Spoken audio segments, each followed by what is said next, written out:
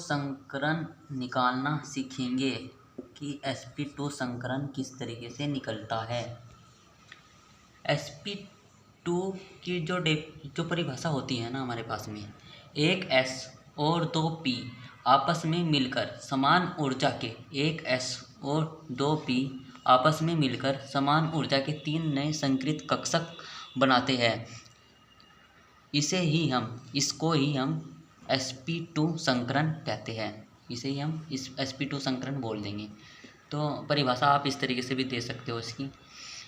अब हम इससे एक उदाहरण के द्वारा समझेंगे।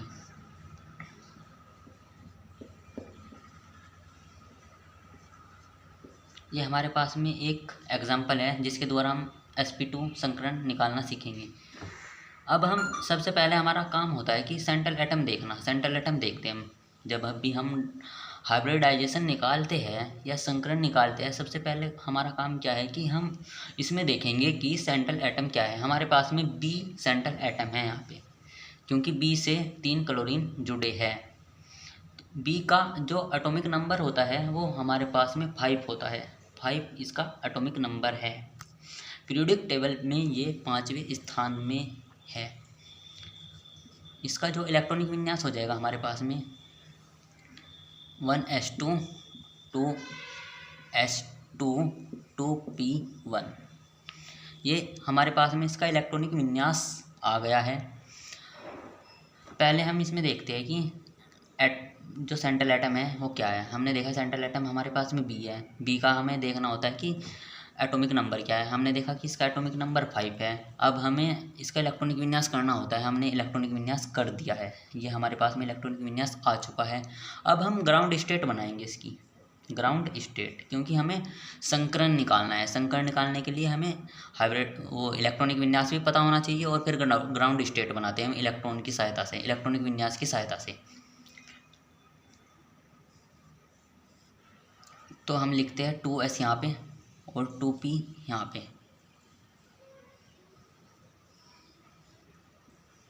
अब हम देखते हैं 2s में हमारे पास कितने इलेक्ट्रॉन हैं। 2 इलेक्ट्रॉन है, 2 भर दिए हमने यहाँ पे। और 2p में हमारे पास कितने हैं, 1 इलेक्ट्रॉन ही भर दिया हमने।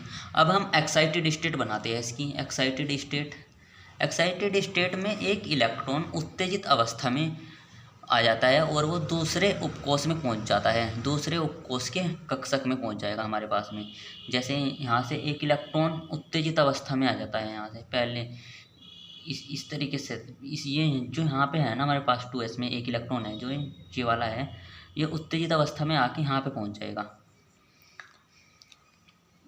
तो ये एक्साइटेड स्टेट में आया, यहाँ से यहाँ पर पहुँच जाएगा, एक्साइटेड स्टेट में आएगा। एक्साइटेड स्टेट में कुछ इस तरीके से लिख देंगे हम इसको।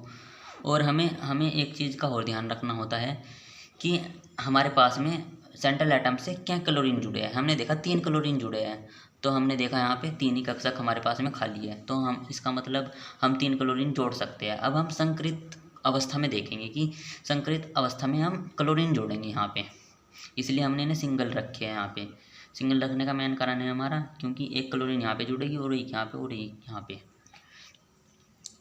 एक्साइटेड स्टेट में हमारा मेन काम क्या होता है कि हम एक इलेक्ट्रॉन को जो यहाँ पे था हमारे पास में, वो एक्साइटेड होकर यहाँ पे पहुँच जाता है। मेन काम ये है हमारे पास में एक्साइटेड स्टेट में।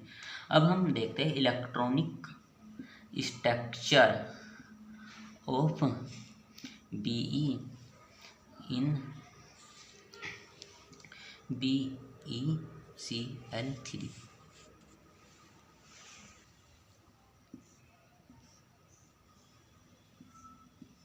ये हमारे पास में हाइब्रिडाइजेशन स्टेट आ जाएगी यहाँ पे। अब हम देखेंगे कि एक इलेक्ट्रॉन यहाँ था हमारे पास में एक्साइटेड स्टेट में और एक यहाँ था। जो हमारे पास में आई ना संकृत अवस्था, इसमें क्या होता है कि हमारे पास में हम एग्जांपल देखते हैं अपना। यहाँ पे हमारे पास में क्या है कि 3 क्लोरीन जुड़े हैं बोरॉन से 3 क्लोरीन जुड़े हैं। तो हमने यहाँ पे 3 क्लोरीन डालते हैं। पहले हमने यहाँ पे भरा 1 क्लोरीन और दूसरा क्लोरीन हमने यहाँ पे भर दिया और तीसरा क्लोरीन हमने यहाँ पे भर दिया। तो हमने तीनों क्लोरीन भर दिए हैं। अब हम देखते हैं कि संकरण हमारे पास में कौन सा बनता है। अब ये S में क्या है कि S फुलफिल्ड है, इसका मतलब एक ही है, दोनों का इनका मतलब एक ही होता है। और अब हम देखते हैं P में 2 कक्षक भरे हैं, तो हमने 2 लिख दिया है यहाँ पे। और ये संकरण बन चुका है हमारे पास में, ये हमारे पास में बन चुका है sp संकरण 1 हम नहीं लिखते, तो हमारे पास में कौन सा आ गया है sp2 हाइब्रिडाइजेशन आ चुका है हमारे पास में। तो बहुत इजी है ये। हम देखते हैं कि हम सबसे पहले कक्षा में क्या करते हैं, 2s बनाया हमने, 2s कक्षक बनाया, इसमें हमने 2 इलेक्ट्रॉन भर दिए क्योंकि हमारे पास में यहाँ पे 2 इलेक्ट्रॉन थे, हमने 2 भर दिए यहाँ पे। और 2p में हमारे पास में 1 इलेक्ट्रॉन था, हमने यहाँ पर 1 इलेक्ट्रॉन भर दिया है।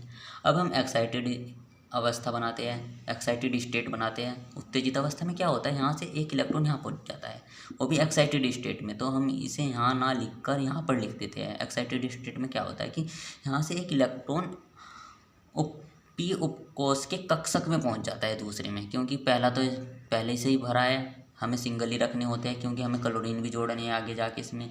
तो हमने एक यहाँ पर यहाँ से एक्साइटेड होके 1 इलेक्ट्रॉन यहाँ पहुँच जाता है। अब संकृत अवस्था में क्या होता है हमारे पास में, संकृत अवस्था में हम क्लोरीन भरते हैं। हमारे पास 3 क्लोरीन थी, 1 क्लोरीन हमने यहाँ पर डाली और 2 क्लोरीन हमने 2p में डाली। तो अब देख लीजिए पूरे है, ये भी पूरा है हमारे पास में, ये भी फुल फिल्ड है और ये भी फुल फिल्ड है। हम कक्षक की बात कर रहे हैं इसकी। तो अब हम देखते हैं कि हमारे पास में संकरण क्या बनता है। हमने देखा कि sp2 संकरण हमारे पास में बन गया है और sp2 का ये हमारे पास में एग्जाम्पल है। तो आप देखिए बिल्कुल सही है हमारे पास में। अब हम शेप देखेंगे, इसकी शेप क्या होती है।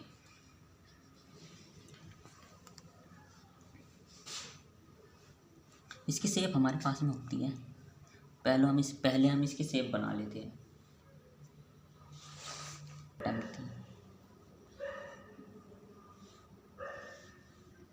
इसकी संरचना कुछ इस तरीके की होगी हमारे पास में,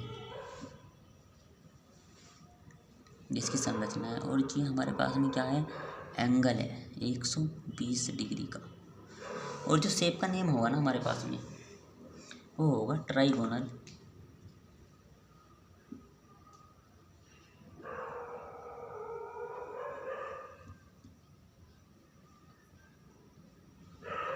प्लेनर। ट्राइगोनल प्लेनर जो हमारे पास में होगा वो शेप का नेम है, इसे हम हिंदी में बोल सकते हैं।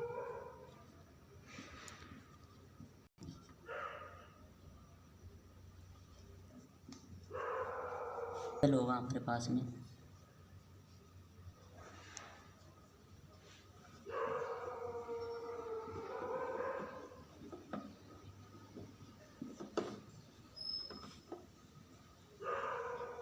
एक 120 डिग्री का।